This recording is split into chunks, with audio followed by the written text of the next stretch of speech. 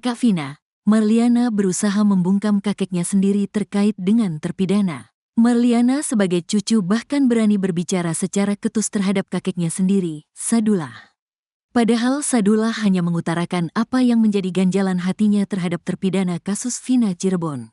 Sadullah bercerita sejak awal kasus Vina Cirebon ia sama sekali tak mengenal para terpidana. Dia hanya mengikuti perkembangan kasus Vina Cirebon dari media massa. Saya tidak menuduh pelaku karena saya tidak tahu bentuk orangnya kayak apa macam apa. Saya mengikuti dari berita aja. Dari awal tuh begitu, kata Sadullah saat diwawancara Nusantara TV.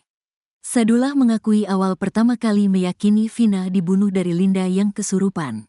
Yang saya inginkan karena sesuai kesurupan waktu si Linda bahwa si pelakunya ngomongnya si Egi cuma ngerti itu aja bapak mah.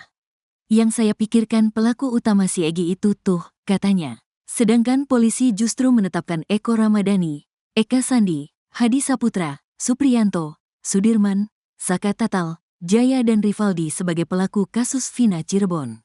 Padahal Sadullah sendiri ragu jika 8 orang ini melakukan pembunuhan dan pemerkosaan terhadap cucunya, Vina pada Sabtu tanggal 27 Agustus tahun 2016.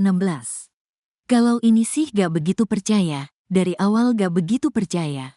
Ragu, betul, masih ragu. Jadi belum percaya. Belum percayanya secepat itu, kata Sadullah. Bukan tanpa alasan, ada beberapa faktor yang membuat Sadullah ragu terhadap 8 terpidana kasus Vina Cirebon. Pertama adalah para pelaku justru kembali ke lokasi yang disebut-sebut sebagai tempat kejadian perkara, TKP, kasus Vina Cirebon. Kalau dia melakukan pembunuhan, kemarin pembunuhan tapi besoknya datang ke tempat itu lagi, jadi ada kejanggalan. Rata-rata kalau melakukan itu udah kabur kemana-mana udah, kata Sadullah. Faktor kedua yakni soal durasi waktu penangkapan. Eki dan Vina ditemukan tewas di jembatan Talun Cirebon pada Sabtu tanggal 27 Agustus tahun 2016. Pada tanggal 31 Agustus tahun 2016, polisi yang dipimpin Ibtu Rudiana sudah menangkap para pelaku. Gak disampaikan soal keraguan, Bapak kurang paham. Bapak percaya aja sih waktu ada penangkapan. Ya percaya aja Bapak mah karena yang tahu kepolisian, kalau Bapak gak ngerti. Cuma dipikir sama kita agak janggal dikit, kok cepat banget nangkapnya, kata Sadullah. Belum selesai bicara jujur, Sadullah sudah dibungkam oleh cucunya sendiri, Marliana. Marliana mendadak menghubungi Sadullah lewat telepon.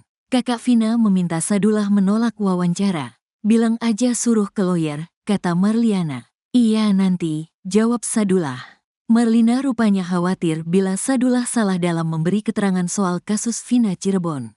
Nanti salah lagi, kata Marliana. Gak apa-apa, kata Sadullah. Gak apa-apa bae. Suruh ke lawyer aja, kata Marliana kakak Vina.